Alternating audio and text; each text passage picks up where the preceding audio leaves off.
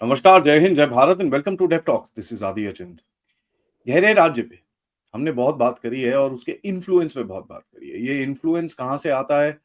लोगों से आता है, ऑर्गेनाइजेशन से आता है, जैसे कि एनजीओज और काफी सारे जो इन्फिल्ट्रेशन कर करके यहाँ पर इस भारत के अंदर हम देखिए किस तरह से पूरा सब कुछ सेटअप कर रखा है एजुकेशनल इंस्टीट्यूशंस के अंदर। हमने रिसेंटली काफी कंडेमनेशन देखा था आईआईटी गांधीनगर के ऊपर। As a matter of fact आप देखेंगे कि जिस तरह से ये पूरा एनजीओ का नेटवर्क भारत के अंदर एस्टैब्लिश्ड है, आपको दिखेगा कि there is some sort of a play that we been talking about for a long time and now धीरे-धीरे करके government of India has also started reacting. आपको ये देख के हैरानी होगी कि भाई कम से कम 16, 20, 25,000, 30,000 के करीब एनजीओज को बैन किया गया। करीब 6-8 लाख एनजीओज हैं भारत के अंदर। A lot of them are Turkish by the way. तो इनके ऊपर कुछ रिस्ट्रिक्शंस लाए हैं मोदी सरकार ने। पता करते हैं क्या और इससे क्या इम्पैक्ट होगा। नमस्कार भाई, वेलकम टू द शो। नमस्कार। सो उम्मीद है कि बहुत सारे ऐसे और स्टेप्स फ्यूचर में आने वाले हैं। तो ये वाला और पहले भी ऐसे स्टेप्स लिया गया है which had a positive impact. हम लोगों ने बात भी किया था कि एनजीओज जो एफसीआरए में जिनके ऊपर रेस्ट्रिक्शंस लगाए गए हैं, ऐसे बहुत सारे एनजीओज थे जो माओवादियों को मदद देता था। उसके ऊपर जो रेस्ट्रिक्शंस आए उसका एक इम्पैक्ट एंटी माओइस्ट ऑपरेशंस में उसका एक पॉजिटिव इम्पैक्ट दिखा, क्योंकि फंड क्रंच हो गया था। इंटरनेशनल जो इनको सपोर्ट मिलता था उसमें कमी आई थी बहुत बड़े पैमाने में।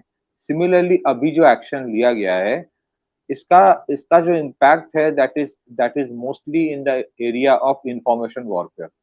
अब जो इंफॉर्मेशन वॉरफेयर होता है या डिसइंफॉर्मेशन गेम होता है, ये हाइब्रिड वॉरफेयर का एक वेरी क्रिटिकल पार्ट होता है, या फिर फिफ्थ जनरेशन वॉरफेयर में जो बोला जाता है कि आपके उसमें क्या होता है वेरी नॉर्मली कि आज जो इंटरनेट है, it's literally free, you can access any portal. तो बहुत सारे ऐसे पोर्टल्स यहाँ पे इंडिया में ऑपरेट करता है या इंडिया में कोई लोग एक्सेस करते हैं। हो सकता है some of this portals are registered abroad, उनके पूरे टीम यहाँ पे है, एंड वो एडिटोरियल और फ्रीडम ऑफ मीडिया के नाम पे ऐसे ऐसे चीज प्रोपोगेट करते हैं which is not constructive criticism, which is not about criticizing the establishment only.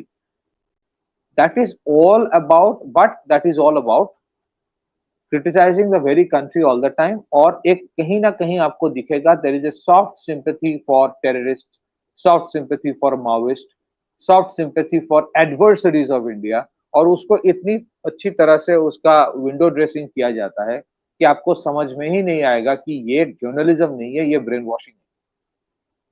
ये ब्रेन वॉशिंग है। मतलब ऐसे लिखा जाएगा कि war is weakness, peace is strength. मतलब as if operation Sindoor is totally wrong. ये कभी नहीं बोलेंगे कि पाकिस्तान अपने टेरर नेटवर्क को डिसमेंटल करे, लेकिन आपको बोला जाएगा war is weakness, peace is strength. हम लोगों ने देखा है there is a particular portal, उस पोर्टल में, और उसके जो एडिटर थे वो बीच में जेल में भी चला गया था, उसे चाइनीज फंडिंग हो रहा था उनका।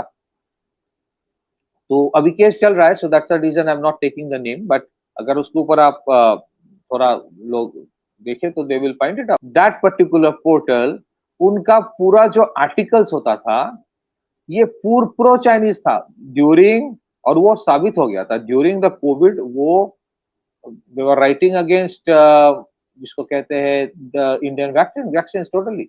गलवान के time they were taking a stand की how China was nice, how India was at fault.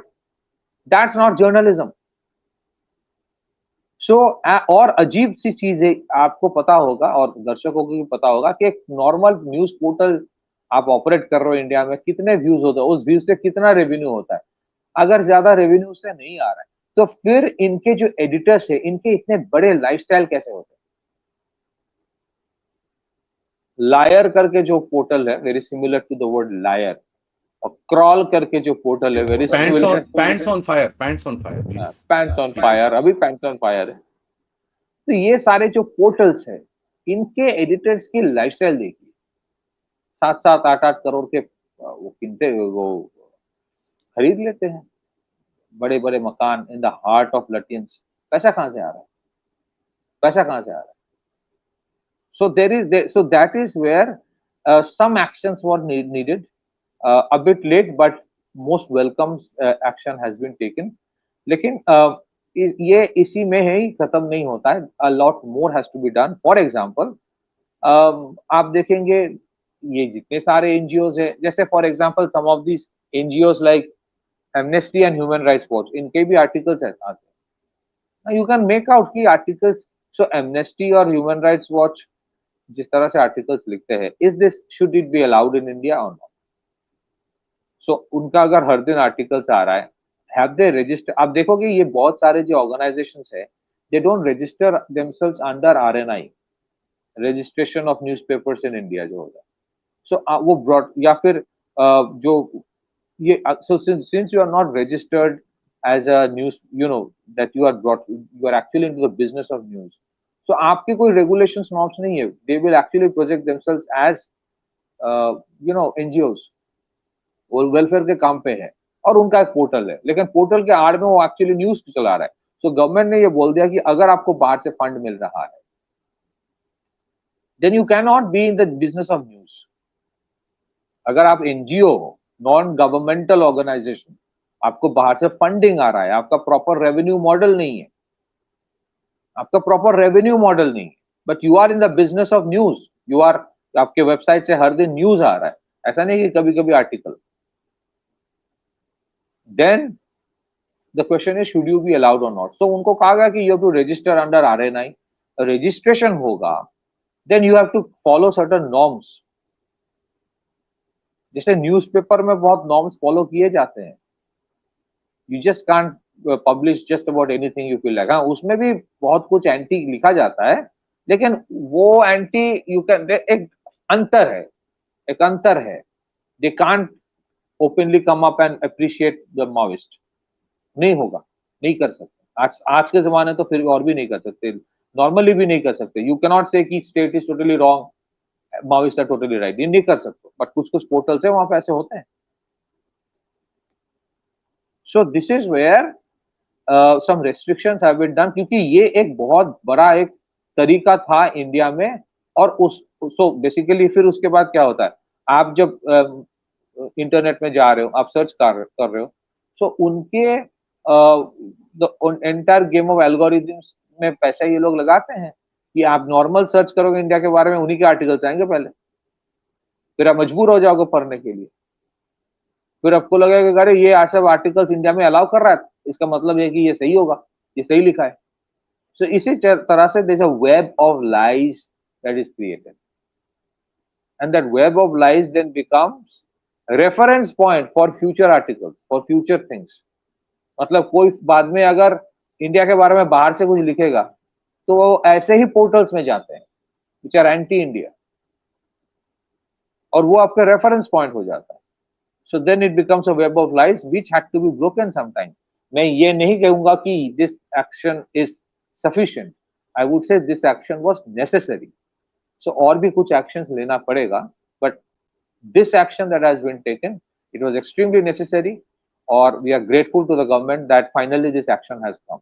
ये पोर्टल्स की, और इसीलिए ये जो आया है, इसमें ये बोला गया कि आपको अपना 3 years की प्रॉफिट एंड लॉस स्टेटमेंट या बैलेंस शीट देना पड़ेगा. आपकी रेवेन्यू मॉडल क्या है, आपकी जो लाइफस्टाइल है, where is the money coming from. अगर आप ऐसा है ना कि आप झोला छाप हो, सिर्फ आप पोर्टल चला रहे हो, आपका कुछ उसमें रेवेन्यू नहीं आ रहा है, आप कोशिश कर रहे हो, वो अलग चीज है. ऐसे बहुत सारे पॉलिटिकल पार्टीज भी है इंडिया में, जैसे एसयूसीआई करके कम्युनिस्ट पार्टी है, ये मैंने भी देखा, ये बंगाल में घूमता रहता है.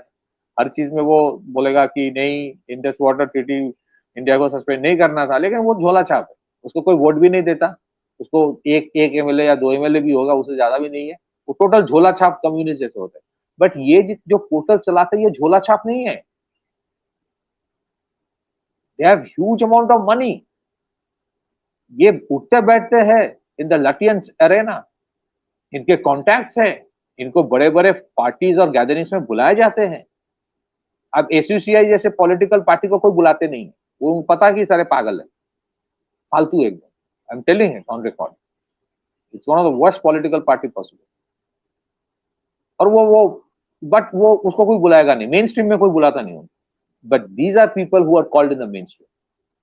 These are the people who are called universities, जो हमारे लिबरल मॉडर्न यूनिवर्सिटीज है, प्राइवेट सेक्टर में ज्यादातर आ रहा है, उसके भी जैसे हम लोगों ने कहा था, उसका भी इन्वेस्टिगेशन होना चाहिए। ये लिबरल आर्ट्स के universities funded by some philanthropist from abroad, ये होता है ना, फिर वो पढ़ाया क्या जाता है वहां पे, that is another thing that must be investigated, उसमें भी नॉर्म्स आना चाहिए। बट अभी के लिए जो पोर्टल्स के ऊपर रेस्ट्रिक्शन आया है, I am sure some of this guys will try to go to the court, but ये कभी कभी बोला जाता है ना, तो ये आप पोर्टल को बैन क्यों नहीं कर देते, आप इंडिविजुअल पोर्टल्स को बैन नहीं कर सकते, फिर वो कोर्ट चला जाता है, फिर वो फ्रीडम ऑफ स्पीच और एक्सप्रेशन वो सब आ जाता है, जितने सारे हमारे नाटक है। So you have to come out with a policy, और उस पॉलिसी के तहत आप बाहर से पैसा लेके एंटी इंडिया नहीं लिख सकते। अब न्यूज पोर्टल चलाओगे तो न्यूज पोर्टल में you have to register yourself as somebody who is in the business of news, फिर उसका रेगुलेशन होता है। So this is a good step, let's see how it works out. Back to you. Actually मेरे को ये जो कर रहे हैं that all is fine, but मेरे को जो सबसे ज्यादा जो जो चाहिए is the factor that when you look at this entire network, ठीक है, जैसे आपने इसको हिंट करा था and then you said reference material है, and I want to take the recent example of the Hindu, ठीक है, द लिंदू, इफ आई मे। अब वो एक जो डिलीटेड आर्टिकल आया था, 4 Rafale, 5 Rafale, 8 Rafale, 42 Rafale, 300 Rafale गिरा दिए पाकिस्तान ने, ठीक है, 300, पता है, ब्रेकिंग न्यूज है बाय द वे, 300 रफाइल गिरा दिए थे पाकिस्तान ने। तो जो 300 रफाइल गिराए हैं उसकी जो पहली न्यूज आई थी वो हिंदू में आई थी, and then they backtracked and they kind of apologized and this and that, but the problem was not that, the problem was छुतरी यहीं से छूटी, they picked up from somewhere, I don't know where, and I'm not questioning their sources or anything like that, और क्या motive था मेरे को ये सब नहीं पता, but what happened is what I'm telling you। इनका आर्टिकल आया, लोगों ने, बड़े भड़के लोग चिल्लाए इनके ऊपर, गाली मारी निकाली, मैंने भी ट्वीट करी, और सडनली इन्होंने डिलीट कर दिया, but by the time they deleted it, global Airways में तो जा चुका था वो, ठीक है। अब वो ग्लोबल एयरवेज में ऐसा गया कि for the next 2 days it was featuring there, जब तक पूरा ऑपरेशन खत्म नहीं हुआ और लोगों ने सवाल पूछने शुरू करे, यार ये कुछ लग नहीं रहा ठीक है, और उसके बाद आप देखो पूरा फिर नैरेटिव चेंज हो गया। But at the end of it, during the time of conflict, आप अगर देखेंगे कि आपके साथ कैसा किया गया, now this is what NGOs also do. तो अगर आप इनके आर्टिकल्स और इनके पूरा वो जाएंगे, ये पूरा नेटवर्क है। नाउ इसके अंदर सबसे बड़ी चीज जो मेरे को लगती है ना, which is what I think the government needs to take the next step on, is data collection. ये जो एनजीओ डेटा कलेक्शन करते हैं उसको रेगुलेट करना पड़ेगा, बिकॉज ये एनजीओ का डेटा कलेक्शन के ऊपर ये वही है, सर्वे करते हैं जो यूनाइटेड स्टेट्स, क्या वो CIRF एंड बड़ी फूड, क्या है वो, hunger fund and happiness fund and I know what all nonsense they do, मेरे को तो सारा I don't even bother remembering them. क्या वीडेम रिपोर्ट, हाँ, डेमोक्रेसी रिपोर्ट, उसके बाद क्या है पता नहीं क्या क्या, press freedom report and some bloody nonsense they keep on doing. That activity is done by these NGOs, ठीक है जी। सो ये जो ग्राउंड सर्वे और सैंपल साइज आपको 5,000 लोगों का दिखाते हैं, ये एनजीओज उन्हीं के पास वापस जाते हैं, पूछते हैं भैया are you happy, no I am unhappy, क्यों, क्योंकि सुबह बीवी से झगड़ा हुआ तो वो दुखी है, ठीक है जी। पथिकृत भाई को सुबह किसी ने डांट दिया या कुछ हो गया किसी से झगड़ा, पथिकृत भाई ने किसी को डांट दिया, तो यार obviously is unhappy at that time ना, तो उससे जाके पूछोगे आर यू हैप्पी, कहता नहीं। ओके, बोलो did you have food, yes, do you want more food, yes, do you have more food, no, oh he is hungry. These are the kind of questionnaires that are put across by the NGOs. I'm not joking, मैं मजाक नहीं कर रहा आपके साथ, इसके ऊपर मैंने ये चीजें कवर करी हैं, I've covered them. I'm just taking loosely Pathikrit Bhai as an example, but this is exactly how they do their service. तो ये चीज पे I think the next crackdown needs to happen, where इनका ये जो activities हैं, on ground activities हैं, इसके ऊपर they have to be regulations कि आप ये सब चीजें नहीं कर सकते, unauthorised service can not be done. So इसके ऊपर मैंने एक there's a research paper of mine called The Ploy Behind the Plot करके, उसमें I have mentioned how these NGOs actually do these research surveys. आपने तो 5,000 बोला, ये तो 3,000 लेते हैं। See, if you look at that particular article from that newspaper, आपने जो कहा, क्योंकि वो registered newspaper है, कम से कम इसने क्या किया, उसको delete किया, फिर वो कुछ apology मांगा। बाकी जितने NGO driven portals होते हैं, वो तो delete भी नहीं करेगा, वो तो माफी भी नहीं मांगेगा, वो बोलेगा यही सही है। हाँ, इसमें भी आपको एक्शन लेना चाहिए। आप by the time you actually, even if you apologise और delete, damage has already been done. और इंफॉर्मेशन वॉरफेयर में, so that is another action that is needed, that is another action. लेकिन इसके ऊपर तो कोई रेगुलेशन ही नहीं है। ये NGO driven news portals funded from abroad, इसके ऊपर कोई रेगुलेशन नहीं है। आपको देखना पड़ेगा ये सारे जितने पोर्टल्स है, where are they registered? You would often find these are registered in US or Europe. They're not even registered here. ये न्यूज पोर्टल्स जो है, ये न्यूज पोर्टल्स जो एनजीओ ड्रिवन है, वो स्टैंड अलोन न्यूज पोर्टल्स, उसके newspapers भी नहीं होते हैं, वो रजिस्टर्ड ही नहीं है आप। तो आपके उसमें रेगुलेशन क्या है? What is the, that is why that registration in the newspaper for India, RNI वाला सरकार ने बोला है। But you need a bigger and a more concerted regulation of the internet world. Regulation की बात कर रहे हैं, सेंसरशिप की बात नहीं कर रहे, रेगुलेशन की बात है। There are certain norms that you have to follow, specially during war time. अब वॉर टाइम में आप किसी और का एजेंडा यहाँ पे चला नहीं सकते, and we are almost at war 24/7 365 days. ये जो सॉफ्ट सेपरेटिज्म, इन लोगों ने ये भी कोशिश किया था, जब ये जो ये ये कहानी फैलाई कि रोहिंग्याओं को पानी में फेंक दिया अंडमान में, फिर कोर्ट चला गया, ये सारे छापते हैं आर्टिकल, वही रेफरेंस पॉइंट बन जाते हैं। सो इनका एक कोटरी होता है। Some guy, this is really amazing, huh? Some guy decides to jump into the water and swim off. ठीक है, and that's exactly by the way what happened. इनको बोट्स में डाल के जो डिपोर्टेशन प्रोसेस के तहत लेके जा रहे थे, this guy decide to jump into the water and bloody swim ashore, and that, ओ जी देखो जी, भाई जो डिपोर्टेशन प्रोसेस है उसके हिसाब से कर रहे हैं जो कर रहे हैं वो लोग, उनका काम है वो चीज। एंड उसमें some guy decides to jump ना, उसके अंदर देखो जी, ये देखो जी, they floated them in the river. I mean देखो यार, I know our forces, they are exceedingly human sometimes. अभी ऑपरेशन सिंदूर में, you know the amount of times they have come out and said भैया हमने सिविलियंस को नहीं मारना था यार। अरे भाई वो टेररिस्ट सारे वहां पर सिविलियंस ही हैं। And I was actually upset. They shouldn't be talking like this all the time. यार, no other bloody force in the world says this. हमने ठोक दिया भैंसियां, खत्म कहानी। That should be, अब वो इतने ह्यूमेन हैं, ठीक है, even during the drone attacks they are targeting specific areas and specific this thing, specific battle plan, इतनी साइंस रॉकेट टेक्नोलॉजी डाल के। अब I've been getting people, यार, मैं एडमिरल कल शेखर सिन्हा को लेके आया, who's a expert in this entire area. I've got another air marshal to talk about it. They are talking about precision and this and that. They won't do all this stuff. But वो लेके अभी supreme court ने क्या बोला, भाई you guys are delusional. So another thing I want to add कि और भी एक एक्शन के ऊपर थोड़ा सोचना चाहिए सरकार को। NGO funding in our universities, खास करके प्राइवेट यूनिवर्सिटीज, ये कौन फंडिंग कर रहा है, इसका एजेंडा क्या है? लिबरल आर्ट्स यूनिवर्सिटीज है क्या?